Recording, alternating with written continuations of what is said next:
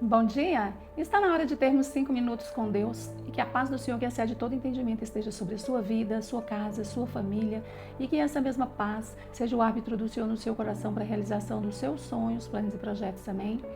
Desde ontem eu tenho pensado assim, como tem sido o nosso relacionamento com Deus, como tem sido o nosso coração diante de Deus, tanto das graças, das bênçãos, quanto das adversidades.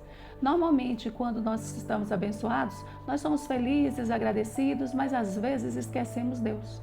O Senhor fala com o povo dele, quando caminha no deserto, que quando eles tomarem posse da terra, que eles não esqueçam dele, que eles não deixem de ser adoradores, que eles não se misturem com outros deuses, mas que eles entendam que eles continuam sendo o povo escolhido de Deus e que aquele Deus, o Senhor, ele era o único Deus daquele povo. E às vezes nós paramos para pensar nesse episódio com essas pessoas e falamos assim, mas como é que esse povo vai esquecer de Deus depois que Deus fizer tudo isso para ele? Mas se nós pararmos para olhar para as nossas vidas mesmos, às vezes nós conseguimos coisas difíceis e depois que elas já estão conquistadas, nós já passamos a querer outras coisas e acabamos esquecendo quem foi que nos deu aquela. Acabamos esquecendo de agradecer. Porque a Deus a gente não agradece, né, somente naquela hora que recebe, não.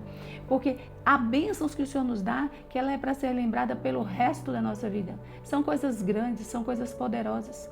E há momentos de dificuldade, há momentos em que nós precisamos estar na presença de Deus, entendendo que o mesmo Deus doador é o mesmo Deus que vai nos suprir nos momentos de dificuldade.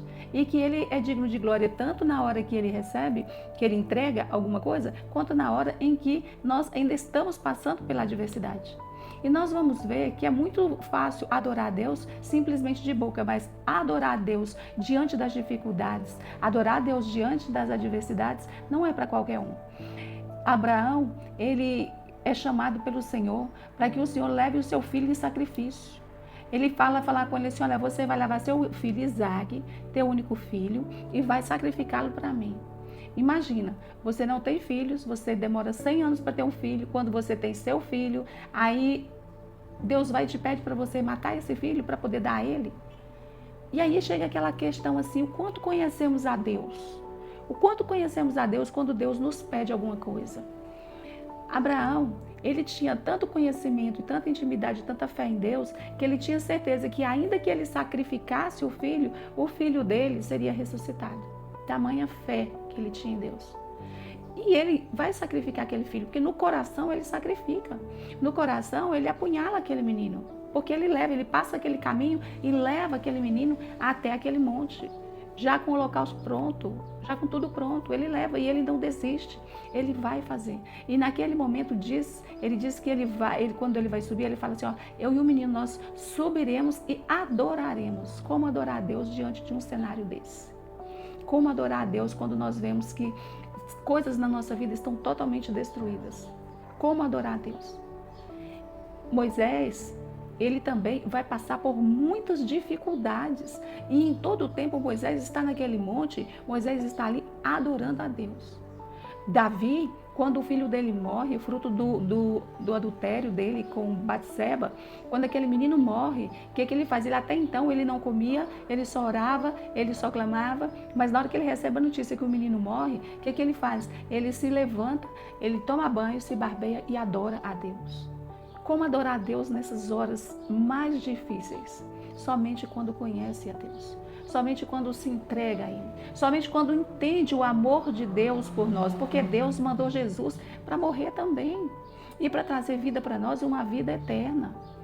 E Jesus, quando ele vem, ele morre, ressuscita e ele sobe ao Pai, ele já manda outro, ele manda o Espírito Santo agora para morar dentro de nós.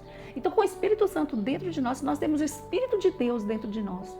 E nós vivemos em intimidade com esse Espírito de Deus, nós conhecemos. E ali nós vamos saber do caráter de Deus.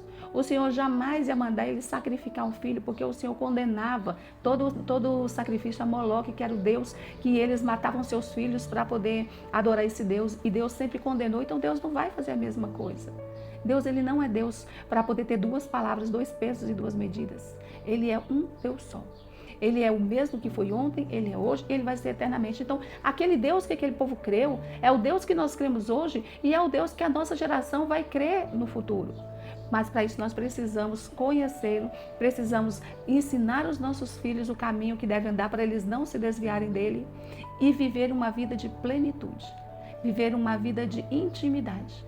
Esse é o lugar que o Senhor espera de nós.